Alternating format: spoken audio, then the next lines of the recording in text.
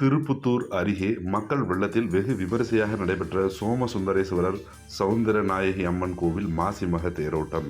சிவகங்கை மாவட்டம் திருப்புத்தூர் அருகே கள்ளலில் அமைந்துள்ள சோமசுந்தரேஸ்வரர் சௌந்தரநாயகி அம்மன் கோவிலில் ஆண்டுதோறும் மாசிமக திருவிழா 10 நாட்கள் நடைபெறுவது வழக்கம்.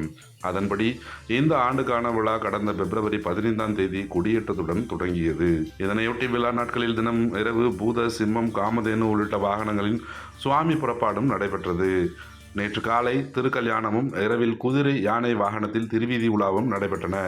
9ஆம் நாளான பிப்ரவரி 23ஆம் தேதி இன்று காலை 9 மணிக்கு சர்வ அலங்காரத்தில் சுவாமி தேரில் எழுந்தருளல் நிகழ்ச்சி நடைபெற்றது. தொடர்ந்து மாலையில் கிராம மக்கள் வெள்ளத்தில் தேர் வடம் பிடித்து இழுத்து 4 ரத வீதிகளில் திருத்தேர் வடம் வந்து நிலையை அடைந்தது.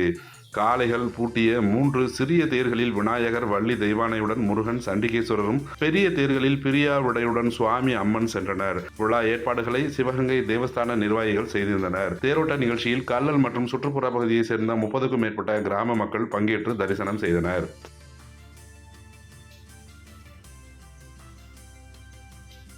திருப்புத்தூர் அருகே மக்கள் வெள்ளத்தில் வெகு விமரிசையாக நடைபெற்ற சோமசுந்தரேஸ்வரர் சௌந்தரநாயகி அம்மன் கோவில் மாசிமக தேரோட்டம்.